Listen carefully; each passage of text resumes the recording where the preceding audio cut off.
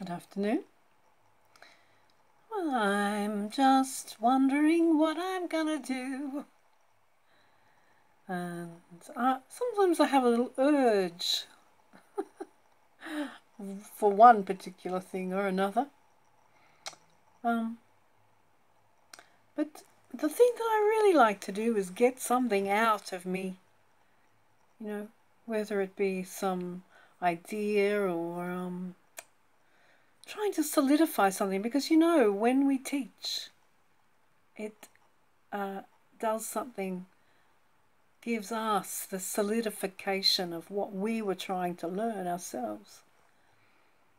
It's like having children. Children are the great university of soul. And, if you're an auntie or someone in somebody's life of a young person, you know exactly what I mean also, Families come in all shapes and sizes, and that's the truth. So, funny thing, isn't it weird? A weird feeling comes when we become in total accord with some kind of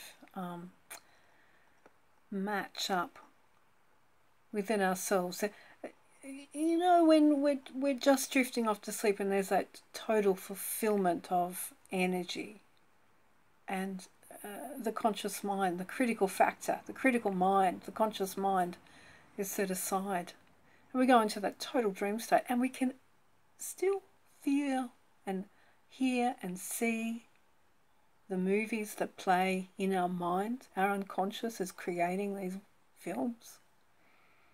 And I find that totally amazing. And that feeling of flow is exactly what happened to me the other day. I was having a bit of motivation trouble, so I thought, okay, that's all right, I can play this game. So I imagined that I was doing an hour's work for someone else here in my own home. So, I got ready and went out and began the first job, and I felt totally in the flow, and all emotional ideas about this or that or what I had to do or not having enough time were put to the side, and I had enough time, and it felt good. And I was urged, something inside of me told me, go inside, and here is my cat next to a tiny wet bird. At first I thought the bird was a little rat or a little mouse, and I realized that my cat had brought in this little bird. I was horrified, of course, and so I quickly put a container over the top of the bird, and funnily, a few weeks ago I thought I would like a bird. I like birds. But I didn't want it this way. Anyway, so I rescued the bird, and I realised that it was a little kind of finch, maybe bigger than a finch. And so I protected him and put him in a little box, and I was going to figure out what to do, and put the heater on, and he was quite perfectly okay. He wasn't broken in any way. And so my little granddaughters came around later that day, and I was showing them, and showing them the little guy, the little bird, and I couldn't see what really had happened. The bird flew out and flew outside, and my middle girl said, "It's gone. There it is. It's gone." And because I didn't quite see what happened to that little bird, if he did really fly out of the house or not. But just today I've realised that yes, he did fly away, and so for a few days I've been wondering and thinking about what happened. And these are the puzzles that we find ourselves in, and it always takes somebody or a thing or a key to unlock a mystery, a kind of mystery that maybe haunts us for a lifetime. And that's why our elders are so important to us.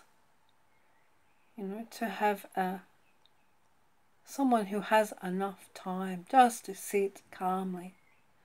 That person doesn't have to talk about much at all. Just to give a young person space enough to move around thoughts, move around ideas safely, without the rush of normal family life. I mean, you think about it. Let's go from the time that kids are up out of bed but to the time that they're back into their homes at night time. It's a constant fight of trying to maintain some calmness and teaching things and getting meals cooked, getting homework done, and trying to maintain relationships between people and families and all of the responsibility. And so just so important it is to have someone in a young person's life. They honestly have more impact than they would ever know. It's the same with our friendships. It is so important. And a lot of the time, like I said, healing comes and we don't even understand how it comes. But our unconscious mind weaves answers, feelings. And the unconscious mind does not work with